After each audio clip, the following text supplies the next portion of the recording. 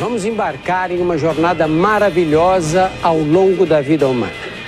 Do nascimento à morte, com a ajuda da tecnologia mais avançada.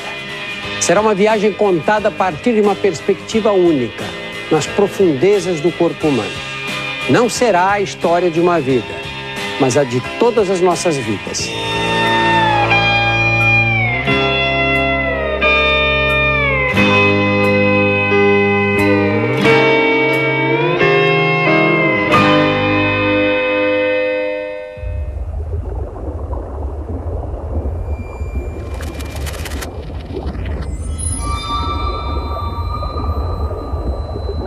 Quarenta semanas depois que o espermatozoide fecundou o óvulo, uma nova vida foi criada. Uma simples célula deu origem a um bebê completamente formado. Agora, a tranquilidade do útero materno está para ser quebrada. Estamos à beira do parto. Todos nós vivemos essa experiência, mas é impossível lembrar o que sentimos no momento em que nascemos. O que os cientistas sabem é que nosso organismo sofre uma descarga de adrenalina mais intensa do que a de um ataque cardíaco. Essa adrenalina nos ajuda a sobreviver. É ela que força nossos pulmões a respirar pela primeira vez.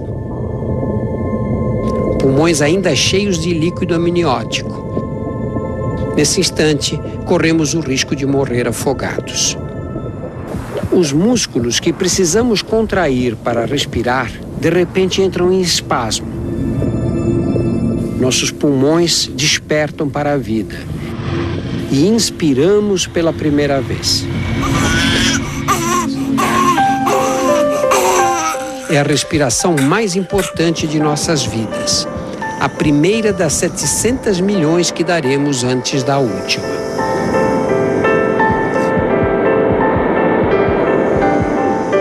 O ar chega à traqueia e percorre os bronquíolos, que se dividem em bronquíolos cada vez mais finos, até desembocar nos alvéolos pulmonares, pequenas formações em forma de saco, onde o oxigênio é absorvido e o gás carbônico eliminado.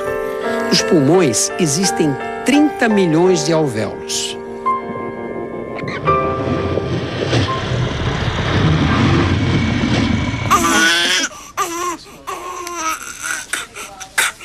Agora, o cordão umbilical que nos unia ao corpo materno é cortado. Pela primeira vez, estamos por conta própria.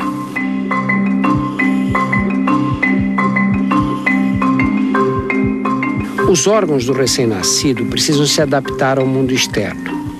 É uma tarefa desafiadora e cheia de riscos.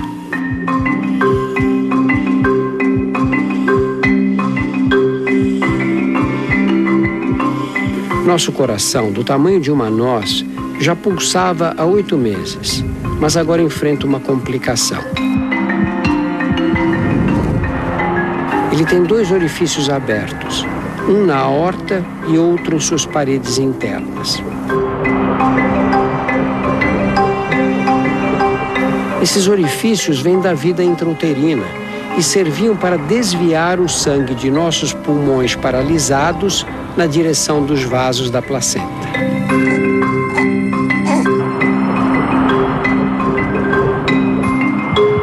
Mas agora que os pulmões funcionam, os 2 orifícios são fechados para sempre.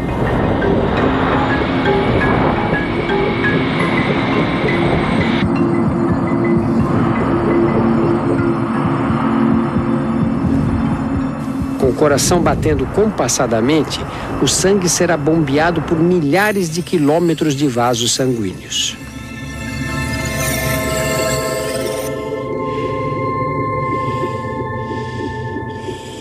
O fígado realiza mais de 500 funções, da eliminação de toxinas à produção de calor. Os rins procuram manter o balanço entre o volume de água necessário para as células e a quantidade que deve ser eliminada na urina. O intestino está repleto de células mortas e de líquido amniótico digerido. É o mecônio.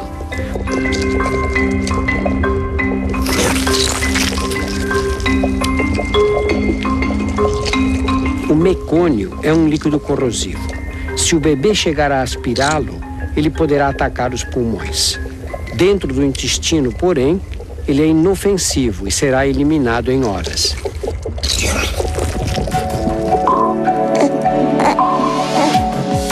Os primeiros goles de leite aceleram esse processo.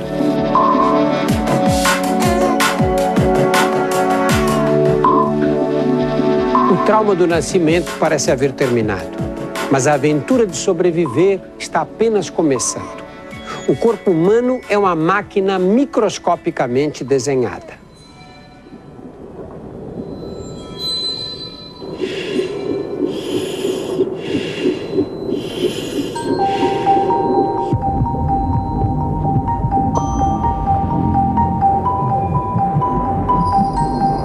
Nossos órgãos são formados por bilhões de células que trabalham em harmonia.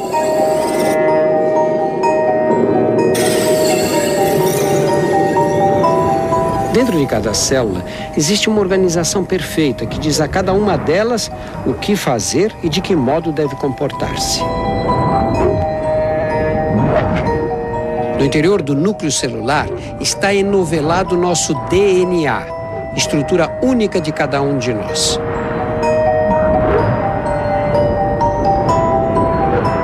O DNA é a forma que molda o que somos. Nele estão contidas as instruções para criar cada pessoa. O DNA não determina apenas nossa aparência física, mas também estabelece os limites de duração de nossas vidas. Decide quando devemos crescer, desenvolver-nos, envelhecer e até a hora de nossa morte.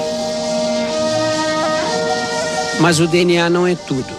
A vida sofre o impacto do ambiente e das pessoas com quem convivemos.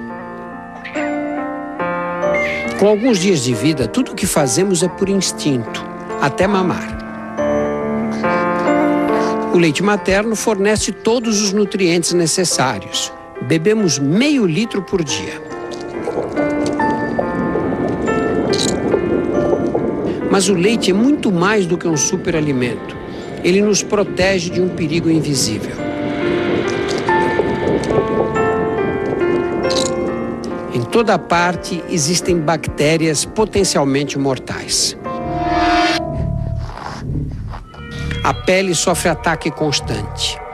Em nosso corpo existem 10 vezes mais bactérias do que células.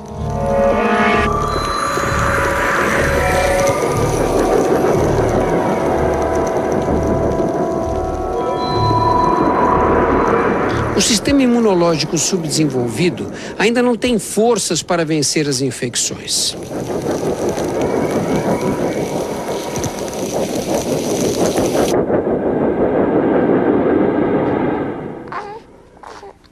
Uma obra-prima de estratégia natural, nossas mães nos passam anticorpos através do leite.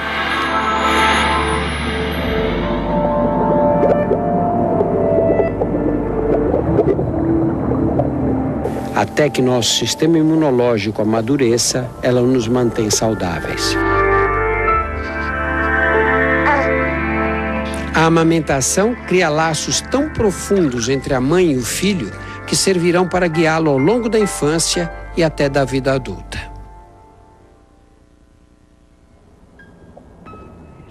No próximo domingo, vamos sair de casa pela primeira vez. O mundo em nossa volta começa a fazer sentido.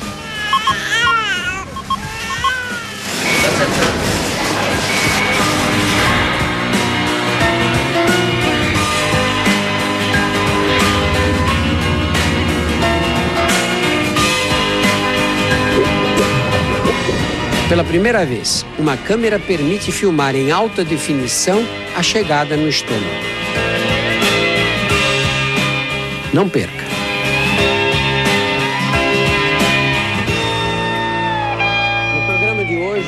mostrar como se desenvolvem nossos 5 sentidos: olfato, audição, visão, tato e paladar. Ao nascer, ouvimos melhor do que em qualquer outra fase da vida, mas enxergamos mal. O mundo está embaçado e sem cor.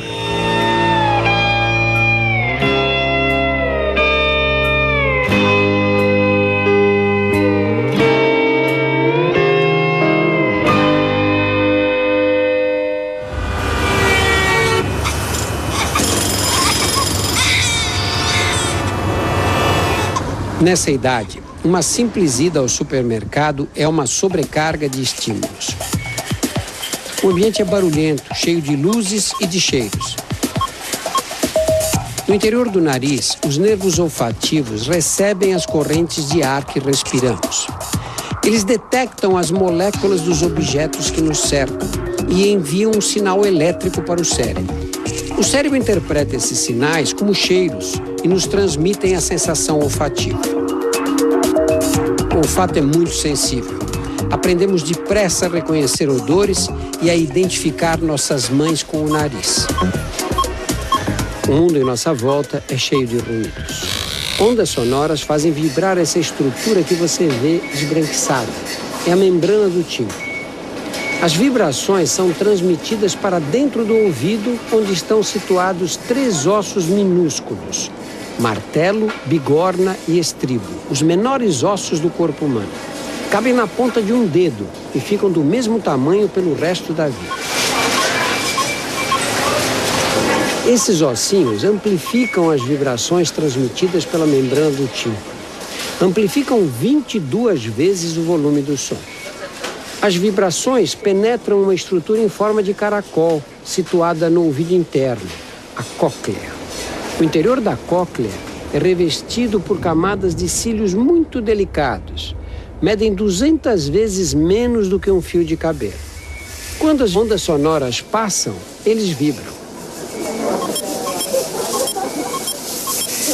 Com o passar do tempo, sons mais intensos lesarão progressivamente os cílios. Mas nesta idade, eles funcionam perfeitamente. Nosso ouvido jamais será tão perfeito como agora. Sua visão é diferente.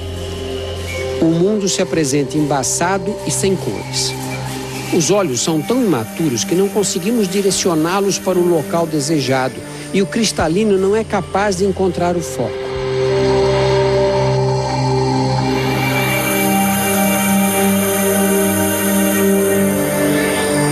Os bebês não conseguem enxergar cores porque a retina, a camada situada no fundo do olho, também está imatura.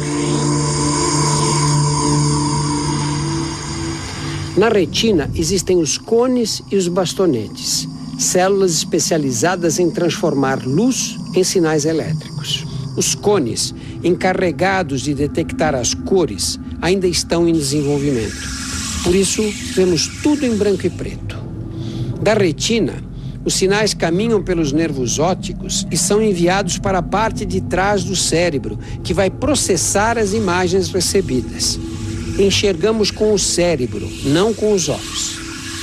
Quando as imagens chegam ao cérebro, surge outro desafio: como interpretar os dados com o sistema nervoso ainda imaturo? Mas o progresso é rápido. Aos 2 meses, conseguimos distinguir cores e sombras. Aos 4, identificar faces. E aos 8 meses, nossa visão está completa. Os olhos sofrem outra transformação extraordinária. Quando nascemos, eles estão azulados. Gradualmente, as células da íris, a menina dos olhos, começam a produzir pigmentos que a escurecem. O padrão de deposição desse pigmento varia tanto que se torna uma característica individual única, como se fosse uma impressão digital. Nos primeiros 3 meses, crescemos 1/4 de nosso peso a cada mês. Felizmente, esse processo não dura muito. Se persistisse, aos 4 anos pesaríamos 134 toneladas, tanto quanto uma baleia azul. Aos 8 meses, todos os sentidos funcionam adequadamente. Começamos a explorar o mundo. E o sentido mais usado é o tato. Quando tocamos um objeto, receptores localizados sob a pele enviam sinais elétricos através dos nervos sensitivos, que caminham pelos braços e medula espinhal até o cérebro. Os impulsos trafegam em velocidade vertiginosa, 320 km por hora. Nós temos receptores sensoriais espalhados pela pele inteira, mas algumas áreas são mais sensíveis do que outras. As mãos, a face e a boca. Existem 9.000 receptores apenas na língua. É por isso que os bebês usam a boca para explorar o mundo.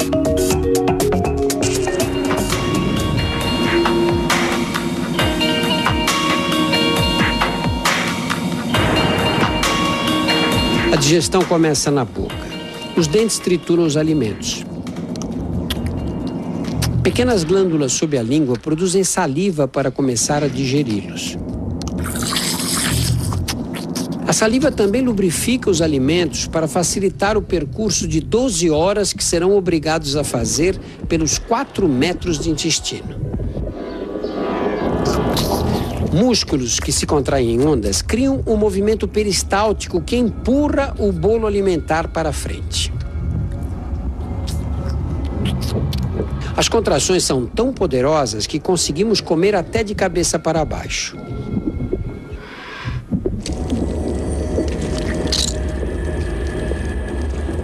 Pela primeira vez, uma câmera permite filmar em alta definição a chegada no estômago.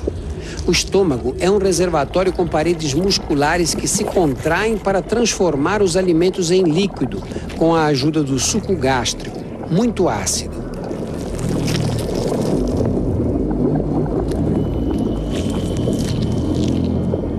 O ácido é tão corrosivo que as paredes internas do estômago precisam ser constantemente protegidas por uma camada de muco. Sem ele, surgem as úlceras. Cerca de 1 hora mais tarde, o estômago espreme a comida por uma passagem estreita, o piloro, que o separa do duodeno.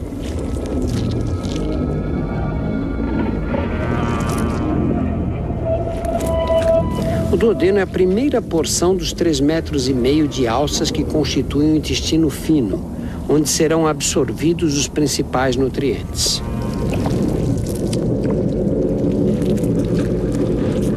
O primeiro passo é dado pelo pâncreas, ao produzir um suco que neutraliza o ácido do estômago.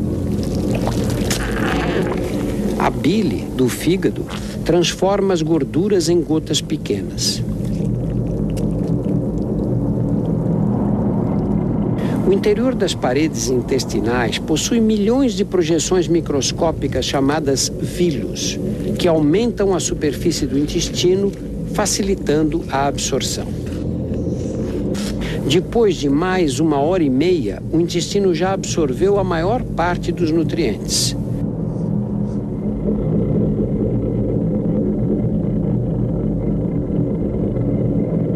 O que sobra chega ao intestino grosso através da válvula iliocecal. Essa válvula impede que os alimentos voltem no sentido inverso.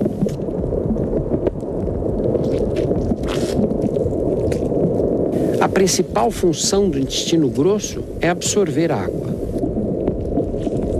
O que sobra é uma mistura de restos alimentares, células mortas e bilhões de bactérias. As bactérias do intestino grosso não causam infecção. Elas são importantes porque produzem as enzimas que quebram os carboidratos complexos que o intestino não conseguiu digerir. Finalmente, depois de 12 horas, o corpo elimina o que sobrou da refeição.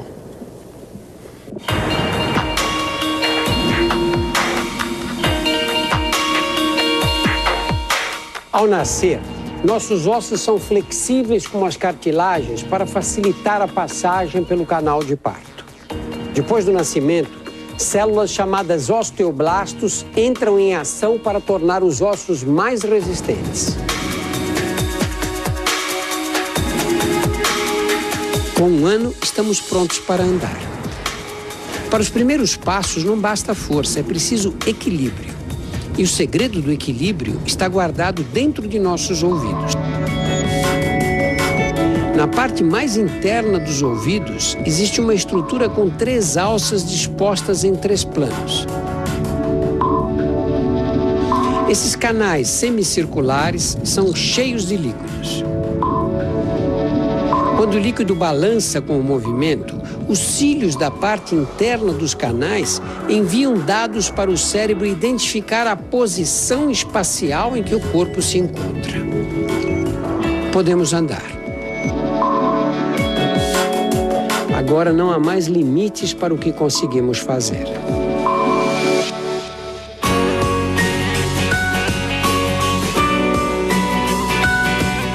Na próxima semana, a infância. Vamos explorar o mundo aqui no Fantástico. Não perca!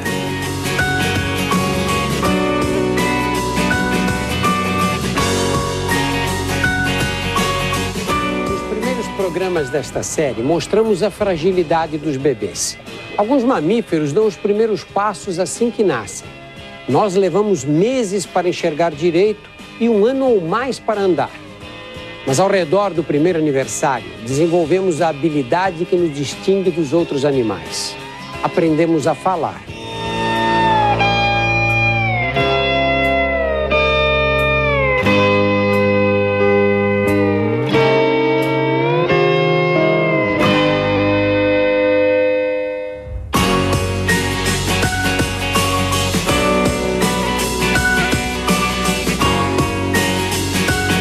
A maioria de nós começa a falar com 1 ano de idade. Aos 2 anos, já aprendemos 10 palavras novas por dia.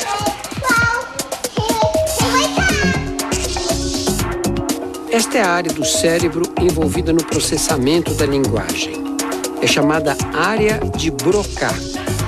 Por meio dela, criamos sentenças e expressamos pensamentos complexos.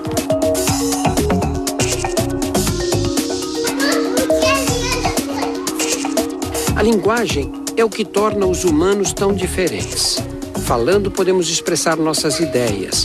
Podemos ensinar melhor os nossos filhos. À medida que nosso cérebro se desenvolve, ganhamos outras qualidades únicas de nossa espécie.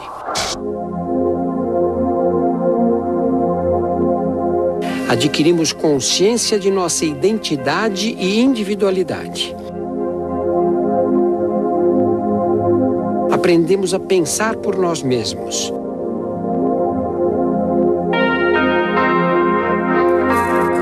E formamos memórias que nos acompanharão por toda a vida.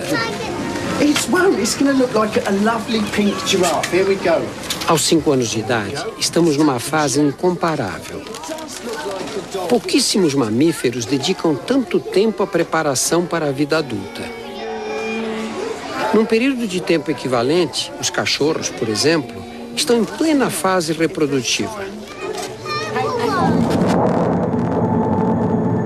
O nosso relógio biológico, comandado pelo DNA, atrasa em mais de 10 anos o início da vida sexual e nos dá uma grande vantagem. Sobra mais tempo para aprender.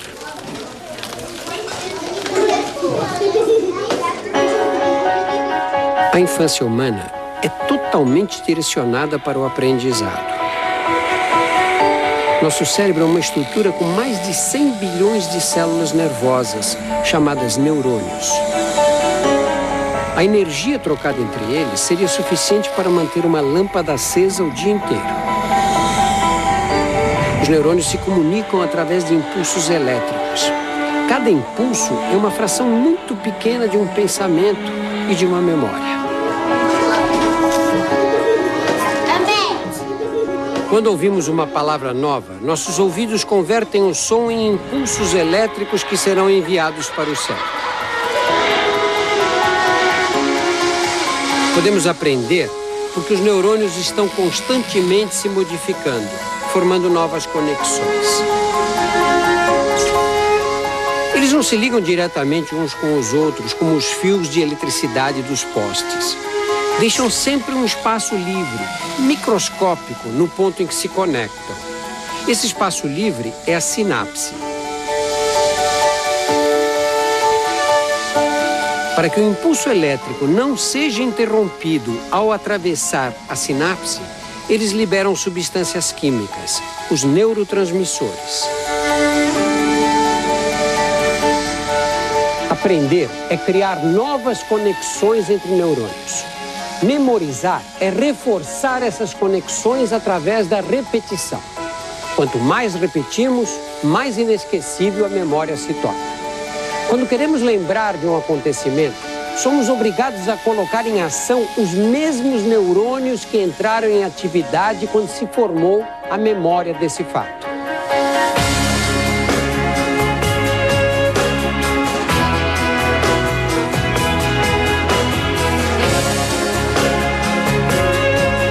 What does the word veteran mean?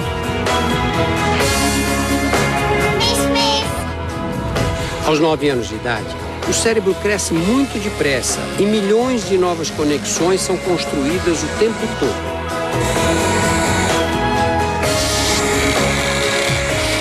Por isso, a infância é a época ideal para o aprendizado.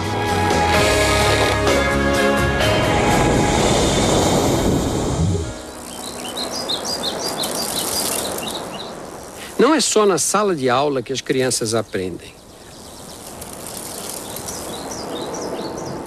Aprender também é experimentar e se arriscar de vez em quando. Por isso as crianças vivem machucadas. Somos programados para viver experiências novas. Por sorte, nessa fase da vida, o organismo consegue reparar por conta própria os danos sofridos. Esfolar o joelho faz parte da infância. Assim que a pele é cortada, os mecanismos de defesa entram em ação.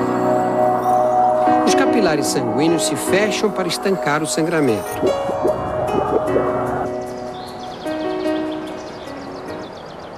Ao mesmo tempo, as plaquetas, células existentes na circulação, migram para o local e formam uma placa viscosa que também ajuda na cicatrização. É o coágulo.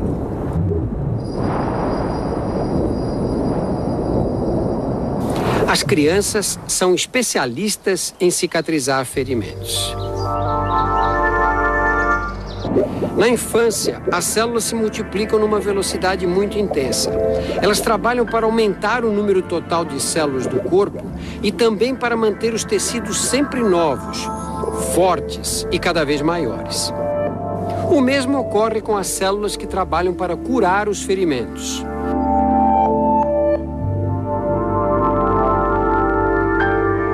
São tão competentes que muitas cicatrizes desaparecem para sempre.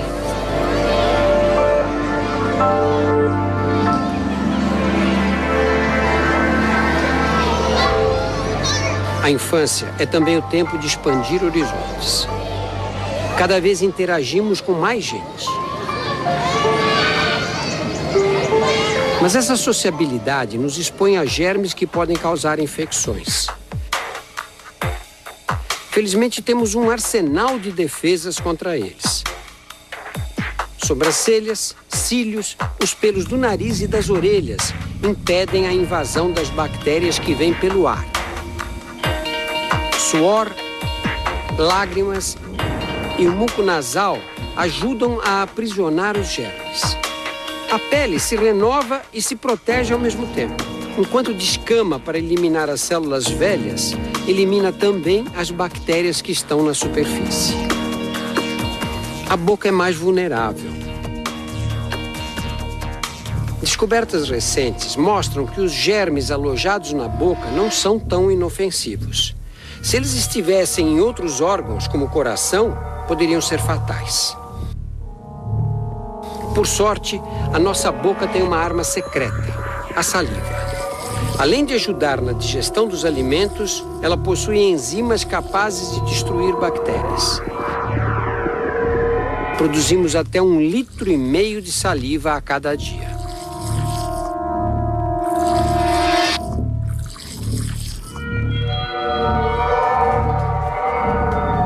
Quando um germe, como o vírus da catapora, quebra essas barreiras externas, o sistema imunológico precisa reagir depressa. Milhões de vírus microscópicos viajam pela corrente sanguínea. Eles sequestram células de nosso corpo e as obrigam a produzir milhares de cópias idênticas a eles. Quando as células sequestradas se rompem, liberam novos vírus que se espalham pelo organismo.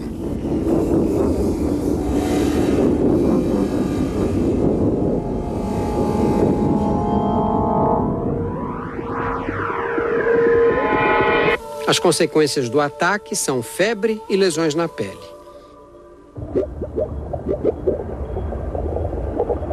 A febre é um sinal de que as defesas contra-atacam. Os vírus param de se reproduzir quando a temperatura do corpo aumenta.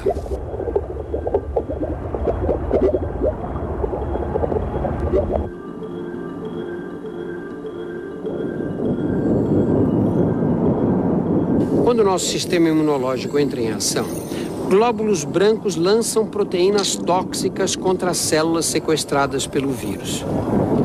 As células não resistem, mas os vírus existentes em seu interior também são destruídos.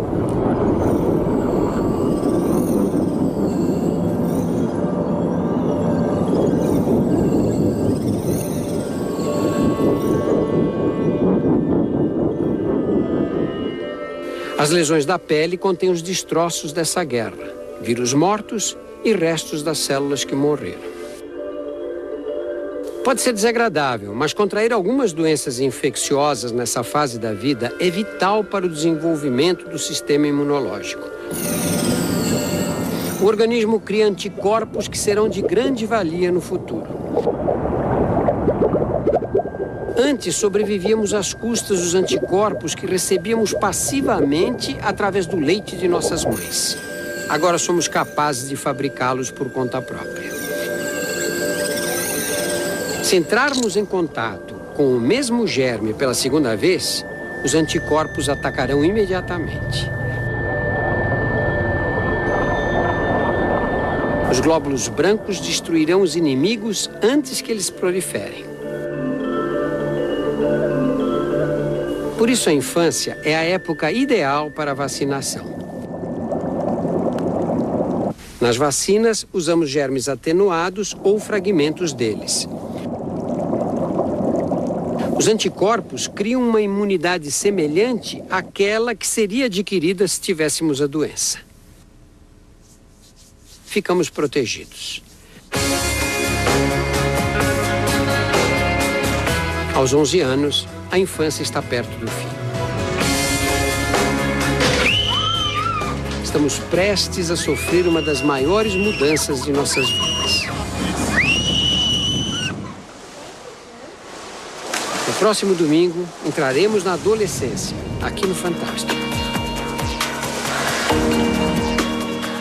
Não perca! Ao redor dos 11 anos, a infância se aproxima do fim. O corpo se prepara para transformações radicais. Mudará mais rapidamente do que em qualquer outra fase. Vai ficando para trás a ingenuidade infantil. Estamos à beira da vida adulta.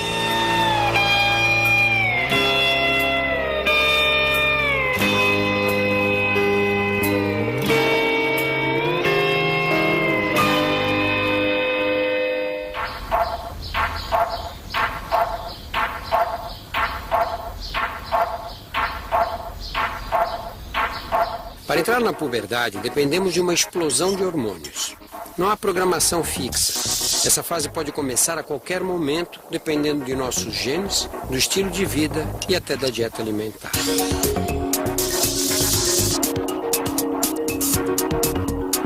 Mas uma coisa é certa, para todos nós, meninos e meninas, a puberdade começa no cérebro. A ordem final vem especificamente de uma estrutura situada na base do cérebro, o hipotálamo. O controle da temperatura do nosso corpo também vem dessa região. Tudo começa quando o hipotálamo libera uma proteína, a quispeptina, que inunda o tecido cerebral. A quispeptina dispara a produção de uma cascata de hormônios em outras partes do corpo.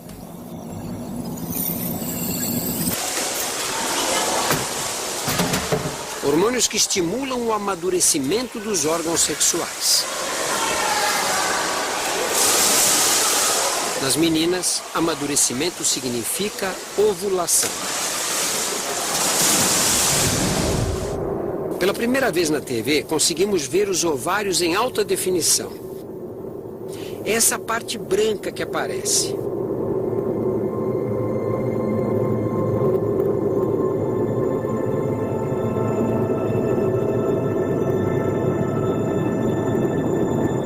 Observe que no interior do ovário há uma bolha com um líquido. É o folículo. O líquido em seu interior protege o óvulo. Na ovulação, esse folículo se rompe e o óvulo cai na trompa. É aqui, na trompa, que ele será fertilizado ao encontrar o espermatozoide, ou perderá a vitalidade e será eliminado na menstruação. A ovulação acontece uma vez por mês, mas os ovários não são simples fábricas de óvulos. Eles também produzem hormônios sexuais que são lançados na circulação sanguínea, estrógeno e progesterona. Esses hormônios exercem efeitos dramáticos no desenvolvimento do físico e das emoções.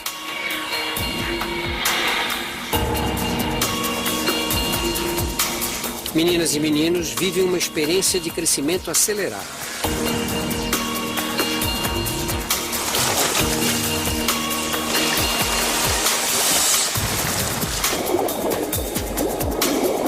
Cada dia o espelho mostra um rosto novo.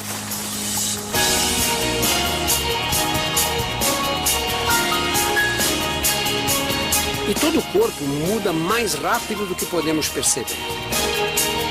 Meninas se tornam mulheres, meninos viram homens.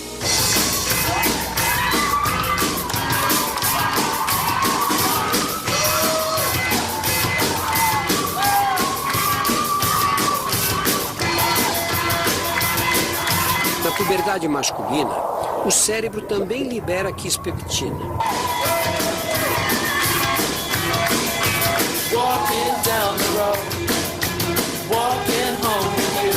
O fluxo de hormônios causado por ela estimula os testículos para produzir esperma.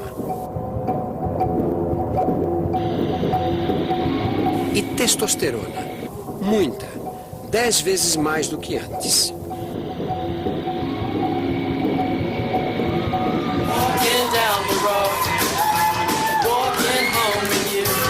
A laringe se abre e fica mais saliente. As cordas vocais se tornam mais amplas. A voz engrossa.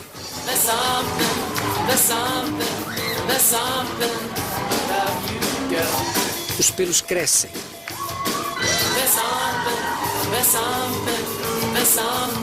A massa muscular duplica.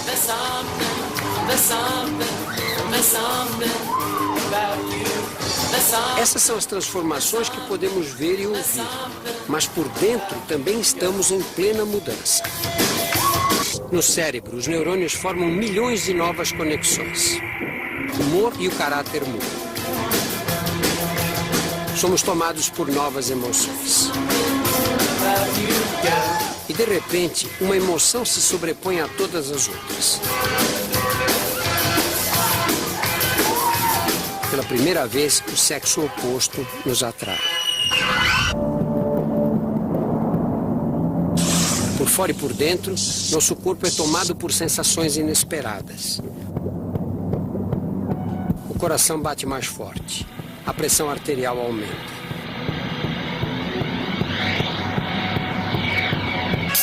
Os lábios se agitam. A face fica ruborizada.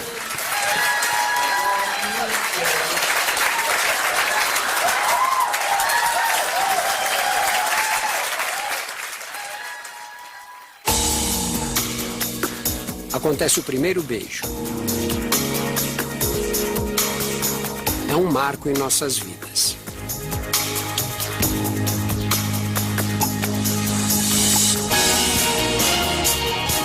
No próximo domingo, aqui no Fantástico, chegaremos à vida adulta.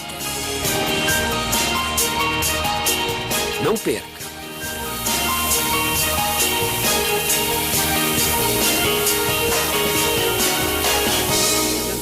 Mostramos a viagem do corpo humano do nascimento às grandes transformações da puberdade. Nas primeiras 2 décadas de vida, multiplicamos nossa altura por 4. Nosso peso aumentou 21 vezes. Já digerimos 9 toneladas de comida. O coração deu 1 bilhão de batidas. Os pulmões respiraram 200 milhões de vezes. Agora somos adultos. As escolhas que fizermos nessa fase vão ter consequências pela vida inteira.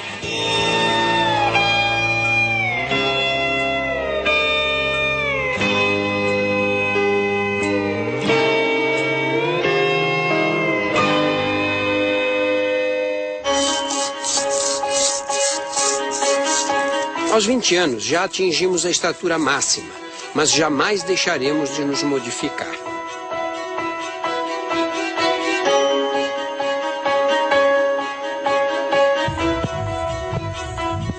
Trilhões de células formam nossos órgãos e tecidos. Com o passar do tempo, elas ficam lesadas ou envelhecem. Todos os dias, novas células crescem e se dividem para substituir as antigas. Órgãos inteiros são renovados. Praticamente a cada 2 anos, renovamos o corpo inteiro. Alguns tecidos são renovados ainda mais depressa.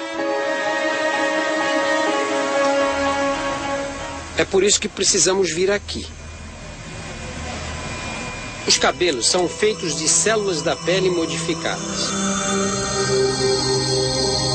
Cada fio é formado num folículo que fica dentro da pele. Aqui nascem essas células alteradas que logo morrem quando novas células as impulsionam para cima e nosso cabelo cresce. E cresce muito. A cada ano fabricamos incríveis 11 quilômetros de pelos e cabelos por todo o corpo. Não depende da nossa vontade. Felizmente conseguimos controlar, mesmo que parcialmente, o crescimento de outras partes do nosso organismo. Algumas escolhas que fazemos nessa fase da vida, como fazer exercícios, por exemplo, nos afetam para sempre. O corpo humano é uma máquina construída para o movimento. Precisa de atividade física para funcionar direito. Os exercícios fortalecem o coração, o músculo que mais trabalha em nosso corpo.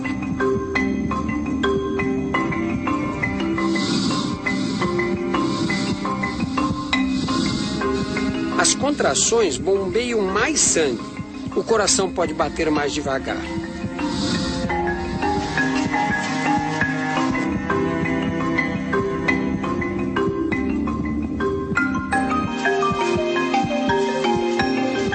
Nossos pulmões, cheios de alvéolos para absorver oxigênio e eliminar gás carbônico, também se beneficiam. O exercício estimula os capilares sanguíneos dos alvéolos a crescer e a absorver mais oxigênio. O fôlego melhora. Podemos inspirar mais ar. Os pulmões se expandem. A superfície pulmonar é enorme. Se pudéssemos esticar completamente os 2 pulmões, eles cobririam uma quadra de tênis. O esqueleto também ganha com atividade física. Os exercícios exercem pressão sobre os ossos. Esse esforço estimula a renovação. Células chamadas osteoclastos eliminam o tecido ósseo que ficou velho. Outras células, os osteoblastos, reconstroem o osso perdido. Desse processo resulta um esqueleto mais forte. Ao mesmo tempo, as fibras musculares se hipertrofiam. Através de uma tecnologia avançada de computação, podemos ver os 650 músculos do corpo humano.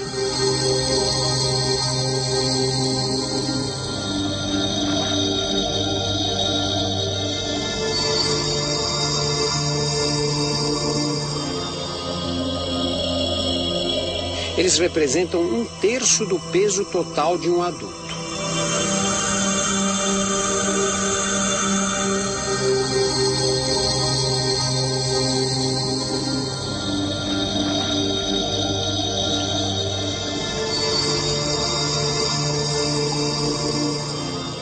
Músculos são pacotes de fibras. Algumas atividades espalham e separam as fibras. Depois, quando as células tentam reparar esse dano, acabam adicionando material extra. O novo músculo cresce maior e mais forte. Ao contrário do exercício físico, há atividades que lesam nossas células. Lesões que nem mesmo a juventude consegue reparar.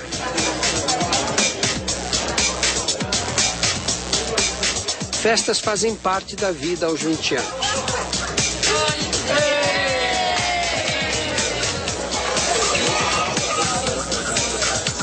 Todos sabem que o cigarro destrói os pulmões, mas fumaça não é o único perigo aqui.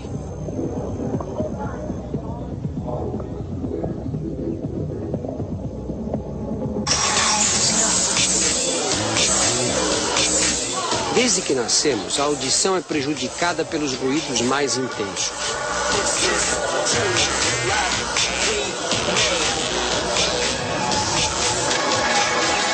O problema está bem no fundo do ouvido, na cóclea, uma estrutura em forma de caracol, revestida internamente por cílios mais finos do que um fio de cabelo. Eles transformam o som em impulsos elétricos, mas são muito frágeis. Sons mais intensos destroem os cílios. E eles nunca mais serão substituídos. Os cílios que vibram com os sons de alta frequência são os mais afetados. Sem perceber, vamos perdendo a audição lentamente. Bebida alcoólica em excesso é um problema para a nossa saúde. Bastam alguns drinks para o coração bater mais rápido e a pressão arterial subir. Ficamos mais relaxados e faladores. Perdemos a inibição e a coordenação motora mais delicada.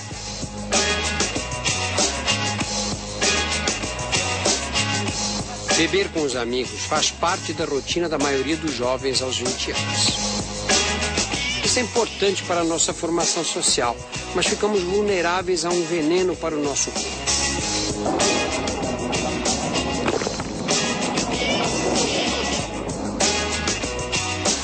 O álcool entra na corrente sanguínea e muda nosso estado físico e mental.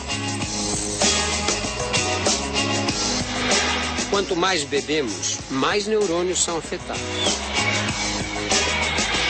Algumas sinapses são ativadas, ou seja, a conexão entre alguns neurônios fica mais rápida. Enquanto outras sinapses ficam completamente bloqueadas.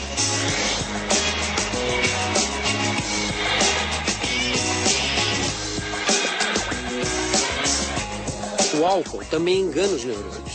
Faz o cérebro pensar que estamos inundados de água.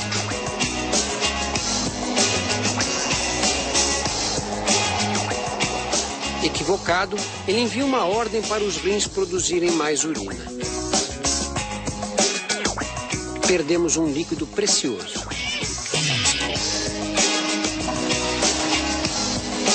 Sem perceber, ficamos desidratados. A manhã seguinte nos reserva uma surpresa.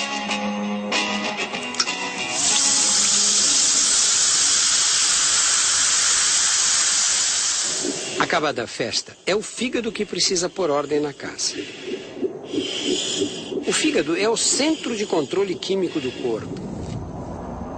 Realiza mais de 500 funções. Uma delas é a de eliminar as substâncias tóxicas ingeridas durante a bebedeira. Esse processo de desintoxicação exige água, bastante água. Para o fígado, não importa de onde ela venha. Como 75% do cérebro é composto de água, quando o fígado precisa dela, é o cérebro que sofre. Surge a dor de cabeça característica da ressaca. O melhor remédio para curá-la é beber água, muita água.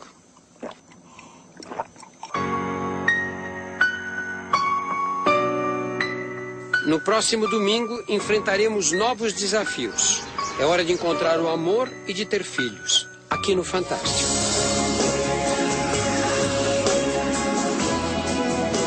Não perca.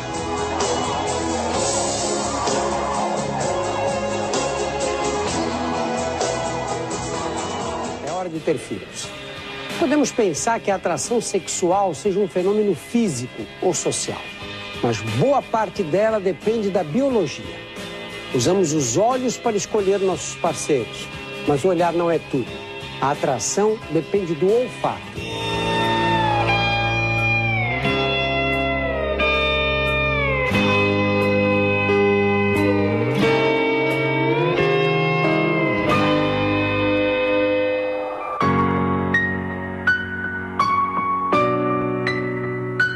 Podemos encontrar o amor em qualquer lugar, até no trabalho.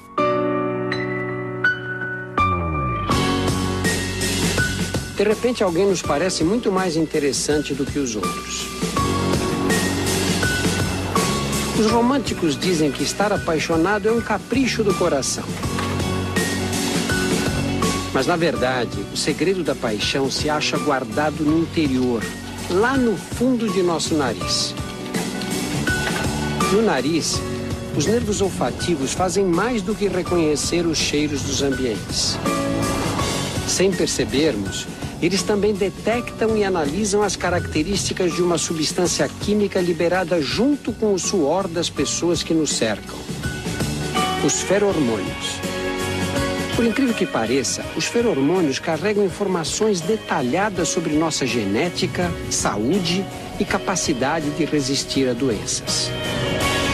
Na hora da paquera, o cérebro analisa esses sinais para nos ajudar a escolher a pessoa com os melhores genes. Genes que aumentem as chances de sobrevivência dos filhos que estarão por vir. Apaixonar-se é muito mais do que viver emoções intensas. A paixão é química.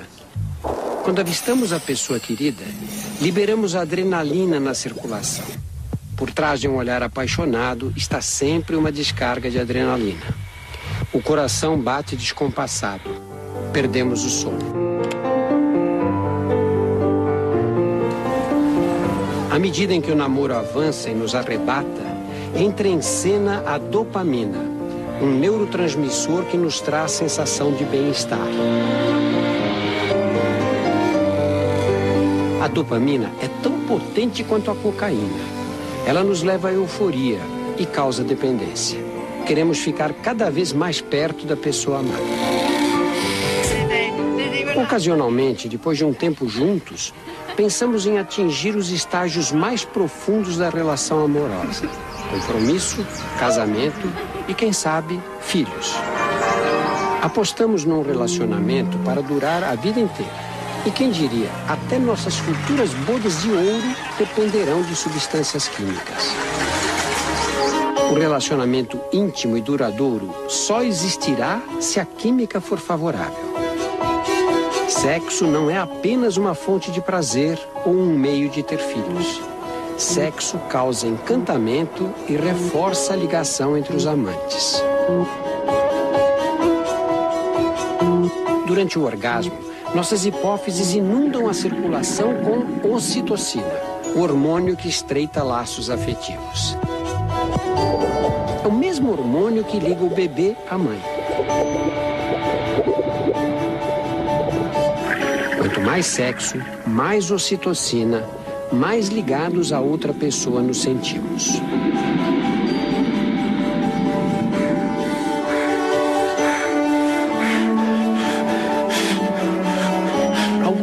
psicólogos acreditam que a ocitocina é a grande responsável por manter pais e mães unidos enquanto criam os filhos. União é importante para garantir a sobrevivência das crianças. Sem ela, talvez a espécie humana não teria chegado aos dias atuais.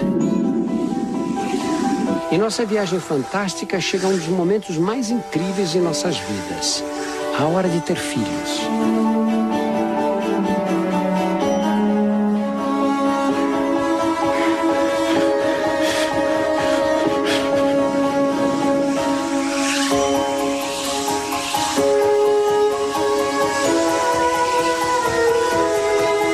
O óvulo é a maior célula do corpo humano.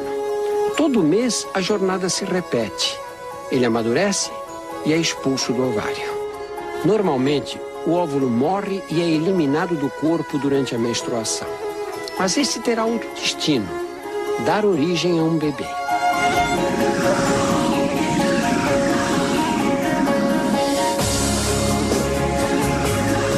O espermatozoide é a menor célula do corpo. 300 milhões de espermatozoides invadem a vagina durante a ejaculação.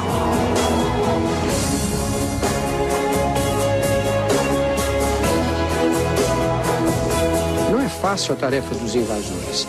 Eles precisam sobreviver às condições hostis da vagina, porque as secreções vaginais são ácidas para prevenir infecções por bactérias.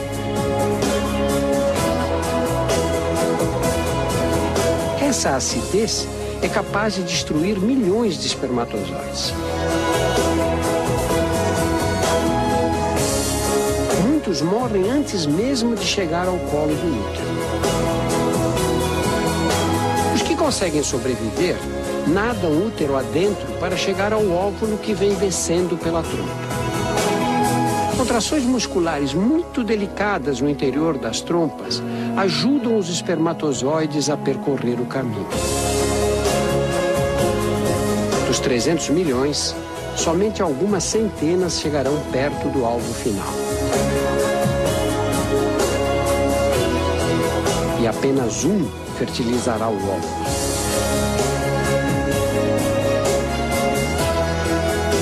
É a seleção natural em sua essência, a sobrevivência do espermatozoide mais forte, mais apto, do que carrega o melhor DNA para transmiti-lo aos descendentes.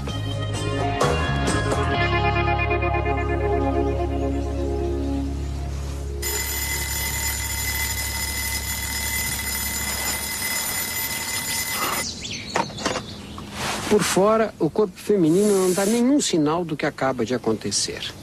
Sem sabermos, um novo capítulo de nossas vidas está sendo escrito.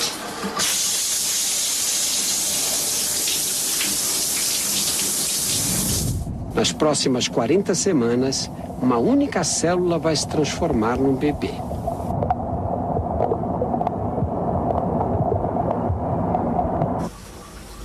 Para muitas mulheres, o primeiro sinal de gravidez acontece no banheiro. Ninguém sabe por que surgem as náuseas. Uma hipótese é a de que protegeriam o embrião de toxinas presentes nos alimentos ingeridos pela mãe. Essas toxinas podem ser inimigas numa fase crítica do desenvolvimento embrionário. Outros dizem que o enjoo seria um efeito colateral do sistema imunológico da mãe, que tenta combater o corpo estranho que cresce em seu útero.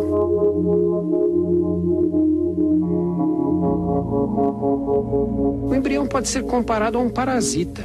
Suga a energia da mãe enquanto retira do corpo dela tudo o que precisa. Ele está aparelhado com um kit de sobrevivência, a placenta. Na placenta, o sangue da mãe passa os nutrientes para o feto através de uma membrana.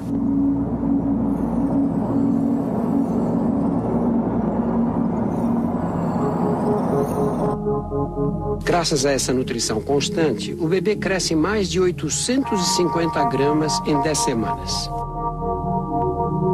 E o útero aumenta mais de 1000 vezes o tamanho original para dar conta do desafio de abrigar o feto.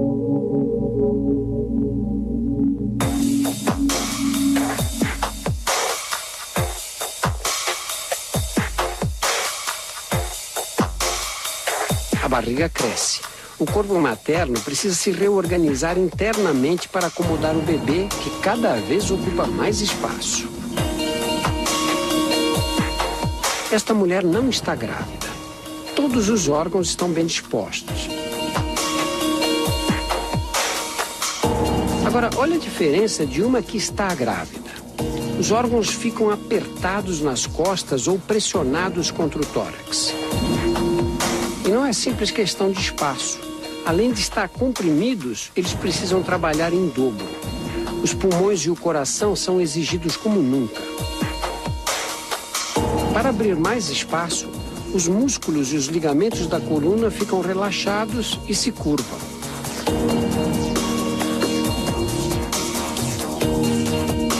O estômago é praticamente esmagado e sofre uma rotação de 45 graus.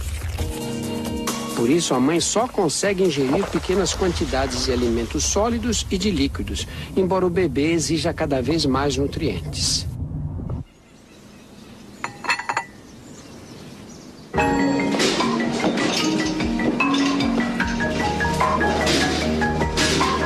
Finalmente, depois de 9 meses, chegou a hora. Expulsar do corpo da mãe um bebê de quase 3 quilos é uma tarefa complicada. Os ligamentos se tornam mais elásticos para permitir que a bacia se abra para formar o canal de parto. Mesmo assim, a passagem fica bem apertada. Vamos acompanhar o caminho estreito que o bebê deve percorrer na hora do nascimento. Ele ainda tem que girar o corpo para conseguir passar pelos ossos da bacia da mãe.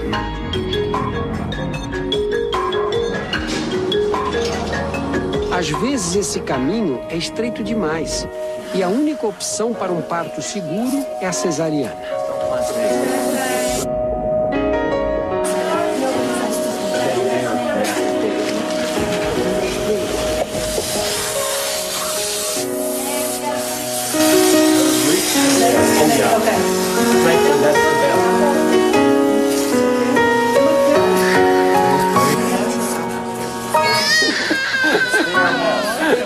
Há 30 anos éramos bebês. Hoje somos pais e mães. Criar filhos exige grande esforço físico e emocional. A partir de agora, nossa vida vai mudar para sempre. A juventude ficou para trás.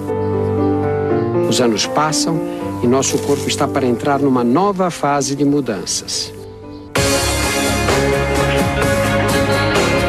No próximo domingo, a nossa viagem fantástica continua. Enquanto os filhos crescem, nós também nos transformamos. Domingo que vem. Até lá.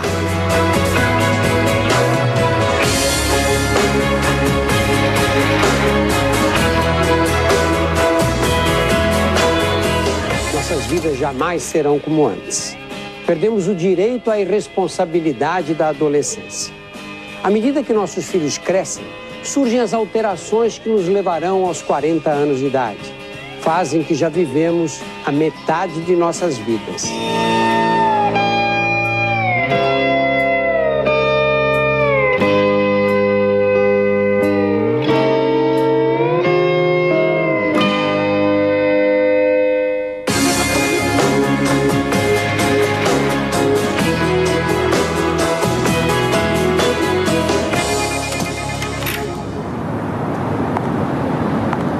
Nessa idade, o corpo humano atingiu a maturidade. Já vivemos dias em que fomos mais fortes e mais ágeis. Doors closing. Anos atrás, começamos a envelhecer. Mas só agora, aos 40, percebemos as marcas do tempo. Nossa aparência mudou.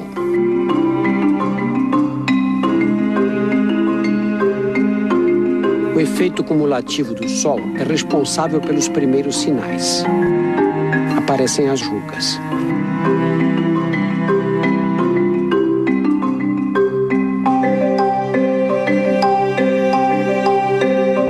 Desde Desde o nascimento, nossa pele é renovada num ritmo alucinante.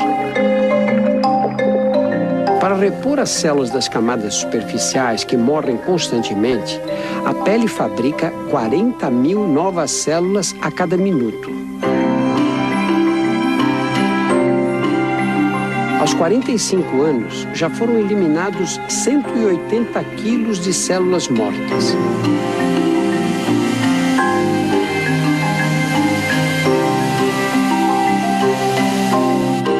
A renovação é tão rápida que as células mais velhas de nossa pele não têm mais do que 1 mês de idade.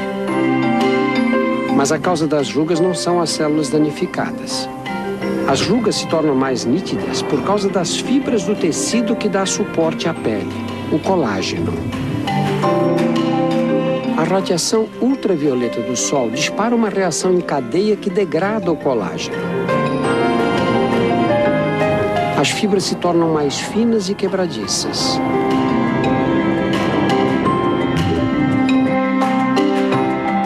A pele perde elasticidade, fica flácida.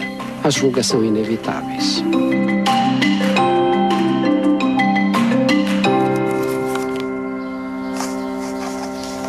A visão também se modifica. Podíamos ler sem óculos. O cristalino, a lente de nossos olhos, é formado por células que não se renovam, assim como as células do coração e algumas do cérebro.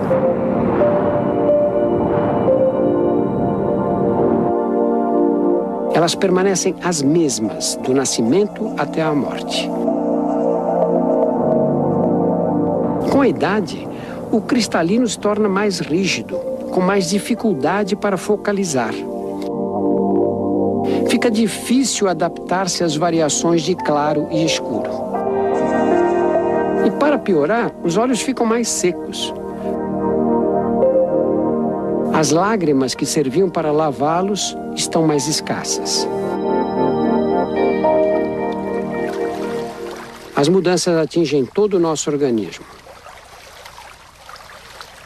Aos 20 anos, era fácil manter o corpo em forma. Podíamos comer à vontade, sem ganhar peso. Agora, o metabolismo é outro. Engordar é muito mais fácil. À meia-idade, os níveis de estrógeno, testosterona e de hormônio de crescimento estão mais baixos.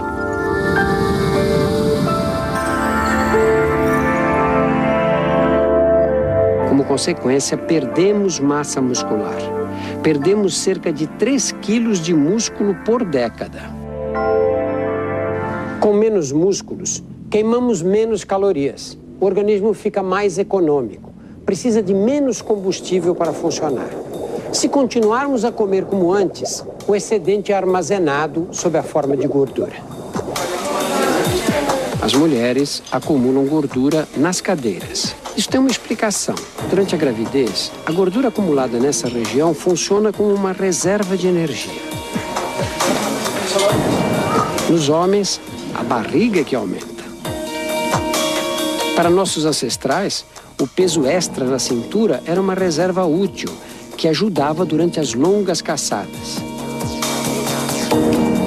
A capacidade de metabolizar gorduras diminui com a idade. O mecanismo é controlado por pequenas estruturas que existem dentro das células, as mitocôndrias. As mitocôndrias funcionam como centrais energéticas das células. Elas produzem energia, fazendo o oxigênio que respiramos reagir com os nutrientes ingeridos na alimentação. Com o passar dos anos, as mitocôndrias envelhecem e seu número em cada célula diminui, comprometendo, entre outras funções, a capacidade de metabolizar gordura. Às vezes, a combinação entre muita comida e metabolismo lento pode ser fatal.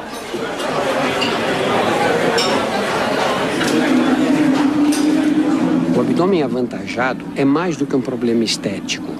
A gordura que se vê por fora reflete o acúmulo nos espaços entre os órgãos internos. E a gordura pode invadir cada espaço livre dentro do corpo. Pela primeira vez, uma câmera consegue mostrar em alta definição a extensão dos depósitos de gordura no interior da cavidade abdominal. Tudo que você vê em amarelo é gordura.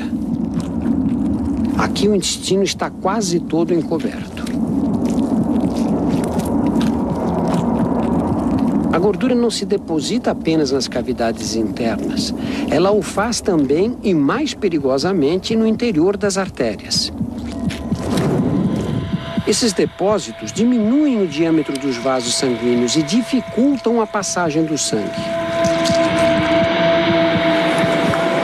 O coração precisa bombear com mais pressão para vencer a resistência.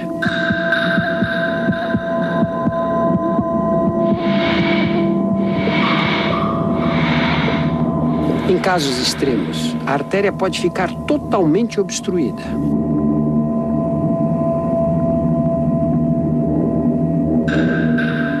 Quando isso acontece com as coronárias que irrigam o coração, o músculo cardíaco privado de oxigênio entra em espasmo. É o ataque cardíaco, principal causa de morte no Brasil.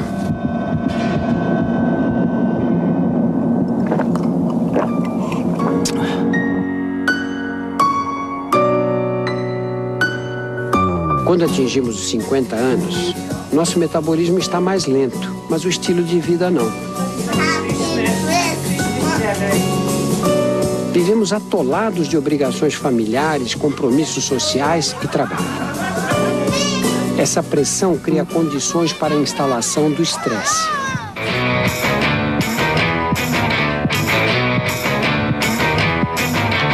Reconhecer os sinais externos do estresse é fácil. Mãos geladas, respiração ofegante, palidez na face, sensação de cabeça vazia. Mas o pior está escondido dentro do corpo.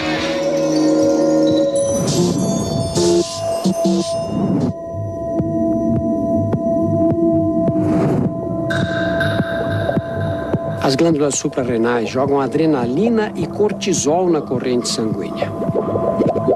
Esses hormônios fazem os músculos contrair, as artérias fecharem e o coração bater mais rápido. A pressão arterial sobe.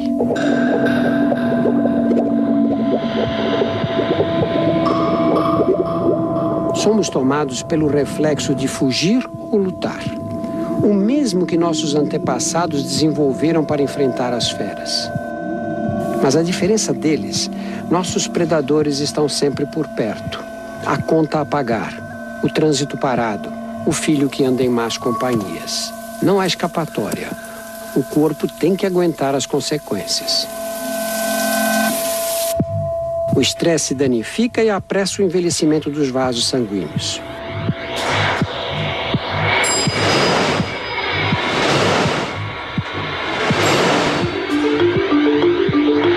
A pressão alta agride as células do revestimento interno das artérias. Elas se tornam menos elásticas, endurecidas.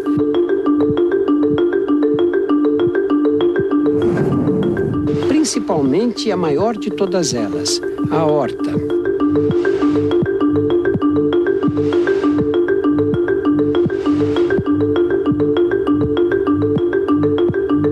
É um ciclo vicioso. O estresse provoca danos nas artérias, aumenta a pressão e faz o coração trabalhar com mais carga.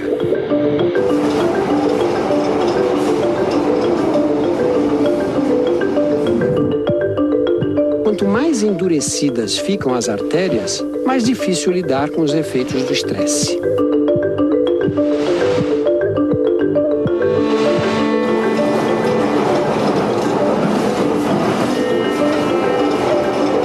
Chegamos ao limite. O coração se hipertrofia para empurrar o sangue por um caminho estreito e danificado.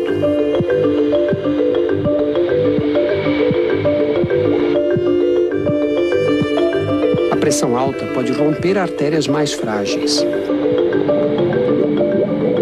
Quando a ruptura ocorre em uma artéria do cérebro, acontece um acidente vascular, popularmente conhecido como derrame cerebral. Para as mulheres, essa fase da vida reserva um outro desafio, a menopausa. Os ovários ficam sem óvulos e as menstruações desaparecem.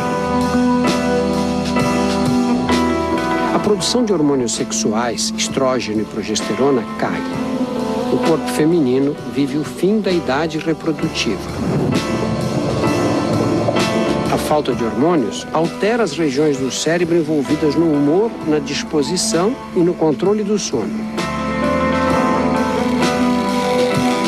O hipotálamo, área que coordena o controle da temperatura do corpo, também é afetado. O rosto fica afogueado, surgem ondas de calor acompanhadas de suor e arrepios de frio. Os ossos e os músculos se ressentem da falta de hormônios e enfraquecem.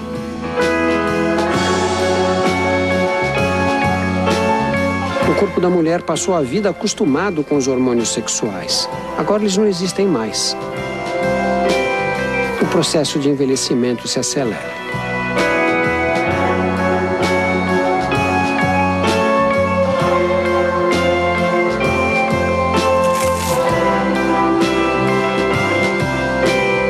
Enquanto os filhos saem de casa e nós nos aposentamos, nosso corpo entra em mais uma fase de mudanças.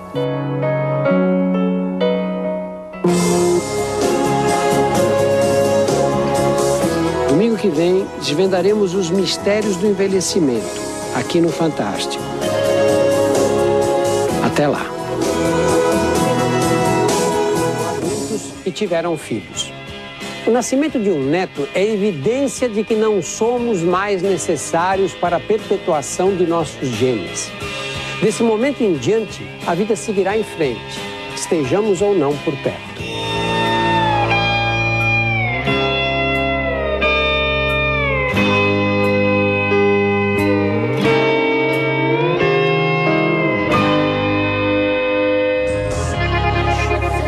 Em 70 anos, uma recém-nascida se tornou avó ou bisavó. Quando nos aposentamos, a vida corre mais devagar.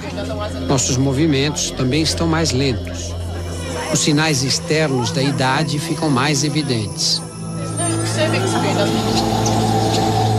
E nossos sentidos menos sensíveis.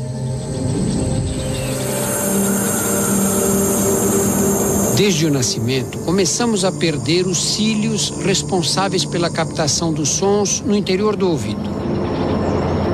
Nessa idade, já temos dificuldade para escutar os sons de alta frequência. Devagar, com o tempo, perderemos até os que captam frequências baixas. Os ossículos que transmitem as ondas sonoras da membrana do tímpano para dentro do ouvido endurecem. Fica difícil ouvir o que os outros falam. A visão também piora.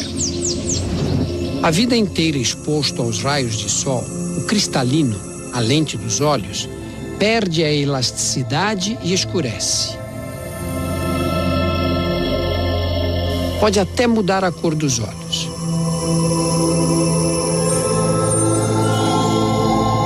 O cérebro precisa fazer acrobacias para compensar essas alterações.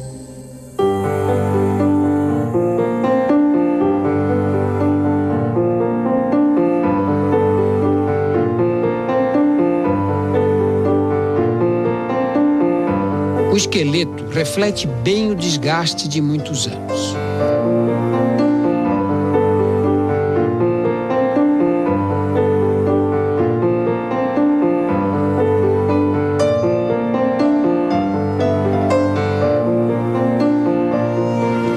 Os ossos continuam fabricando células novas para substituir as velhas, mas os osteoblastos já não dão conta de repor as células perdidas.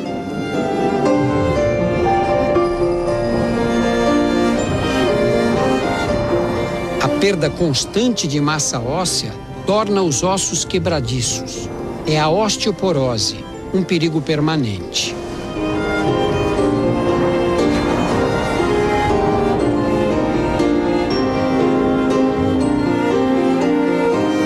Sofrer uma fratura é muito mais fácil.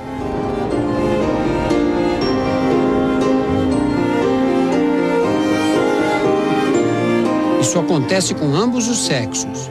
mas as alterações hormonais da menopausa aceleram o processo nas mulheres.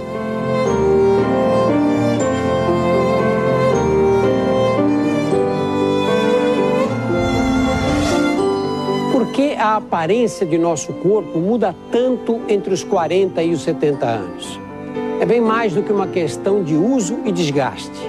O envelhecimento é um processo que afeta uma por uma de nossas células.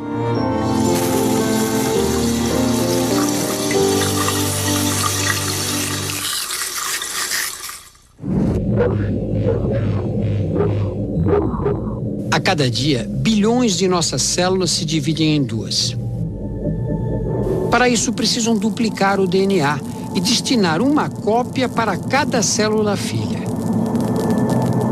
Enquanto as células mais velhas morrem, as recém-nascidas ocupam o lugar deixado por elas.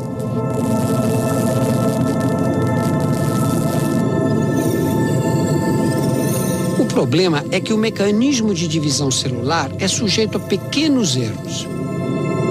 Quando o DNA é copiado, as imperfeições contidas nele também são duplicadas. Cada um desses erros é transmitido às células filhas, às células netas e assim sucessivamente para todas as descendentes. É como nas fotografias: cópias de cópias perdem a nitidez.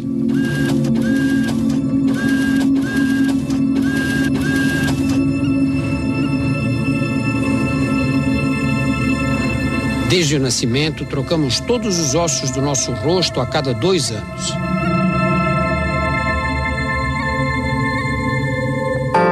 Aos 70 anos, nossa face é a 35ª cópia da que tínhamos ao nascer. A cada cópia, as imperfeições se tornam mais aparentes. É por isso que parecemos tão diferentes quando estamos mais velhos.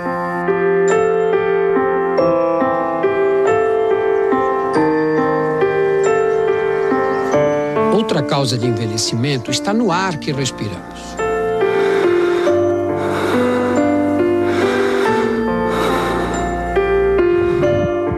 Sem oxigênio não podemos sobreviver, mas ele nos corrói lentamente.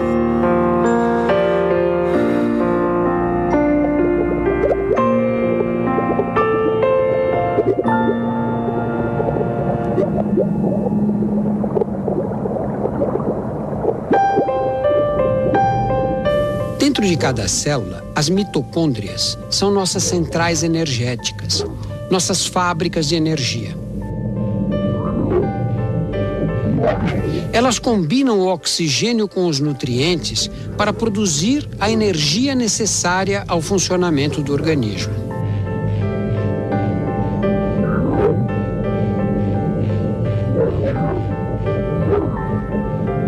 Nesse processo são liberados poluentes, chamados de radicais livres, que agridem as próprias paredes das mitocôndrias e comprometem a produção de energia.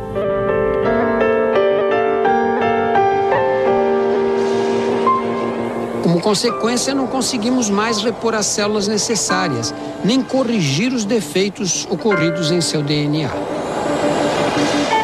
O funcionamento dos órgãos fica comprometido. Eles podem falhar.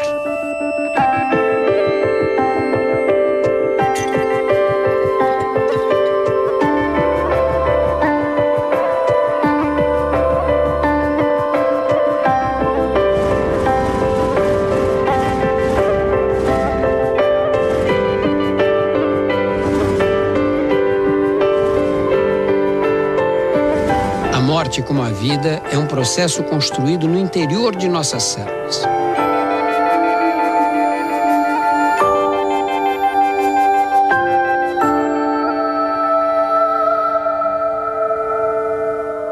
Da mesma forma que o DNA controla nosso desenvolvimento, também limita a duração de nossas vidas. Em cada cópia de si mesma, a célula perde um pequeno fragmento de DNA. Depois de bilhões de divisões, Foi perdido tanto DNA que a capacidade de formar novas células fica comprometida.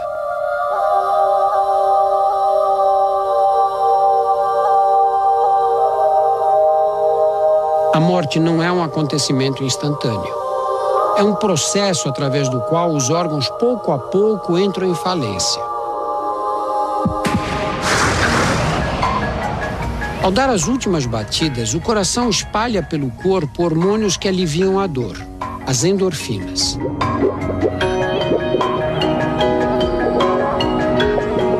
Sem oxigênio, os órgãos param de funcionar. Em 10 segundos, a atividade cerebral cai. Em 4 minutos, o cérebro será lesado irreversivelmente. Perderemos a condição humana. A audição é o último sentido a nos abandonar.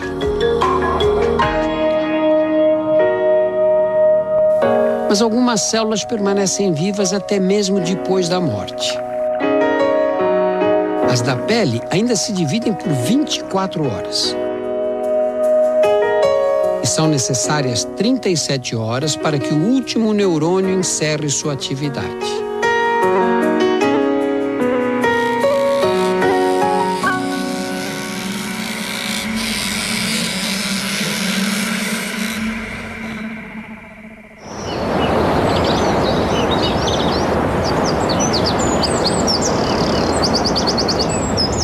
Para alguns de nós, a vida pode durar muito tempo.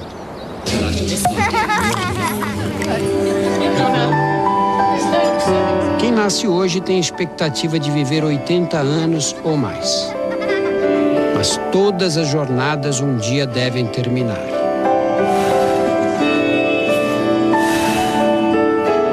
Depois de nossa morte, nossos filhos e netos carregarão nossos genes no interior de suas células e vão transmiti-los para seus descendentes. Nossa vida continuará dentro deles. As memórias que deixamos também. Nossa viagem fantástica chegou ao fim.